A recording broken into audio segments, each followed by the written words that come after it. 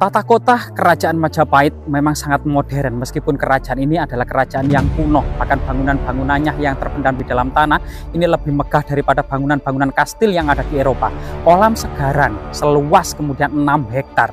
Ini merupakan sebuah kolam untuk menampung debit air ketika musim penghujan, menghindari banjir-banjir yang terjadi di ibu kota dan istana-istana kerajaan. Kemudian kebutuhan akan air bersih itu dijaga, sehingga kemudian sumur-sumur era Kerajaan Majapahit itu dikelilingi oleh tembok batu bata merah kuno. Dalam batu bata kuno ini sampai kemudian dasar sumur, yang menjadikan sumur-sumur ini dengan airnya yang tetap menjaga kejernihannya. Inilah salah satu kemudian teknologi pada masa Kerajaan Majapahit. Sehingga kemudian Majapahit selain kemudian sumur-sumur yang sudah modern dengan batu bata kuno, baik itu yang lengkung, jobong maupun yang kotak, kemudian kanal-kanal di seluruh kota-kota, kanal-kanal dengan air dari mata air yang mengalir sangat jernih, termasuk kemudian dihubungkan dengan waduk Baureno, ya, Balung Dowo, Balung Bunder, termasuk kolam Segaran. Dan ini salah satu teknologi yang sangat canggih pada istana-istana dan era kota-kota yang ada di Kerajaan Majapahit. Kota yang seluas 99 km persegi ini ternyata sangat-sangat padat penduduknya. Tidak hanya kemudian perumahan raja pusat, melainkan raja-raja daerah juga dibuatkan rumah di kota Majapahit, termasuk rumah-rumah dan istana-istana para pejabat tinggi Kerajaan Majapahit, termasuk Patih, Kanuruhan, Rangga, Demung, Tumenggung, dan lain sebagainya, ya. Termasuk kemudian para pejabat tinggi keagamaan, ya, Dharmadaksa Kasogatan, Dharmadaksa Kasaiwan, ya, yang saat ini kemudian setelah sekian lama 700 lebih Majapahit runtuh menjadi perkebunan, ya, rumah-rumah, perkebunan, tebu, kebun-kebun kayu yang di dalamnya siapa sangka di kedalaman 3-4 meter penuh dengan jejak-jejak peradaban kuno. Bahkan kalau menggali sedikit saja tanah dari dalam ini, warga menemukan berbagai macam artefak-artefak penting maupun harta karun. Coba kita selidiki, ya, di dalam pohon bambu ini sangat luar biasa sekali, gitu, ya. Nah, misalnya sini ada jejak struktur, ya, ada struktur batu bata di sini. Nah, coba kita terus menyelidiki sebuah kebun di sini. Siapa sangka di dalam kebun ini ternyata penuh dengan artefak-artefak penting lainnya. Nah, jadi Negara Kertagama mencatat, ya, di sebelah selatan perumahan para pendeta utama, para Dharmadaksa Kasaiwan, para Dharmadaksa Kasogatan, ya, dengan puranya, dengan candinya, dengan istananya. Di sebelah selatan agak jauh, ya, saat ini di Duku Pakis itu adalah perumahan kejaksaan, ya, termasuk perumahan para mantri dan para Arya atau para bangsawan Kerajaan Majapahit. Nah, ini sangat luar biasa sekali. Nah, misalnya kemudian yang dikumpulkan oleh warga ini ternyata sangat banyak artefak-artefak penting, ya. Kalau nggak salah itu di lokasi di sini, ya, kita akan melihat bagaimana kemudian sebagian ini sudah dikumpulkan oleh masyarakat atau warga. Nah, di sini kita akan mendapati selain kemudian bongkahan batu bata kuno, ya, batu bata kuno yang besar dan panjang dan tebal ini diduga era Kerajaan Majapahit ini dikumpulkan oleh masyarakat dalam sebuah tempat tertentu seakan-akan seperti museum mini, ya. Ada banyak sekali batu-batu gandek, ya. Jadi batu-batu gandek ini merupakan pegangan para wanita dalam menghaluskan bumbu-bumbu di tiap hari ketika memasakkan suaminya, ketika memasakkan anak-anaknya, ya, termasuk kemudian sebagai tata rias untuk menghaluskan biji-bijian sebagai bedak, atau kemudian rempah-rempah, dedaunan dan umbi-umbian lainnya, ya. Banyak sekali. Kemudian ada yang juga batu gandek ini dalam ukuran yang lebih relatif agak besar. Selain itu juga ada banyak sekali sumur jobong. Ini adalah bagian dari sumur jobong yang utuh, ya. Ini, ya, terbuat dari kemudian terakota atau tanah liat yang dibakar membentuk sebuah struktur jobong, atau saat ini itu bis-bisan. Ini kemudian ditumpuk menjadi sumur-sumur. Ini untuk mencegah kemudian erosi, ngeprulnya tanah atau menjaga kualitas dari sumur air ya, kualitas air yang ada di sumur-sumur.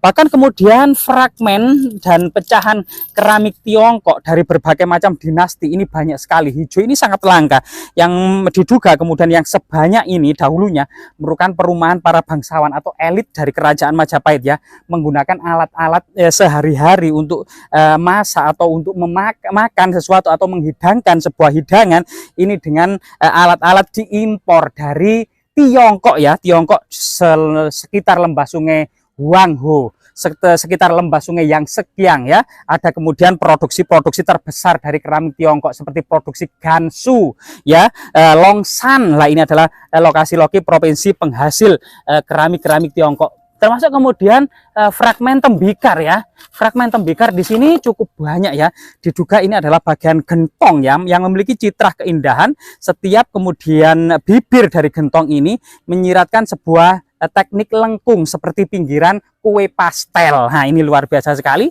Termasuk kemudian fragmen yang terbuat dari batu ya. Diduga ini bukan hiasan dari sebuah ragam hias ceplok atau sulur gelung yang dari kemudian sebuah percandian ya atau istana tertentu.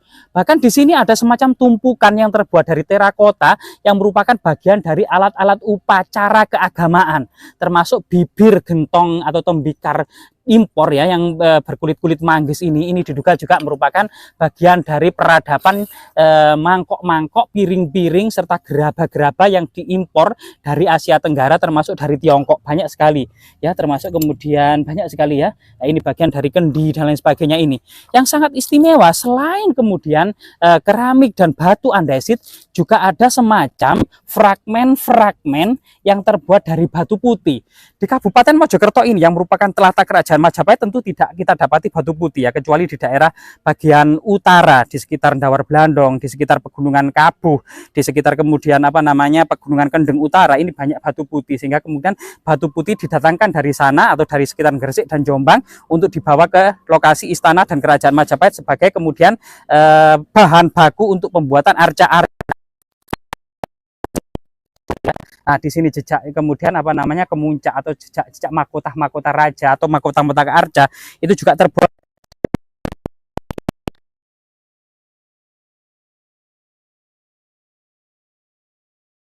Kemungkinan memang banyak sekali. Lah, termasuk kemudian di sini ini adalah jejak kendi.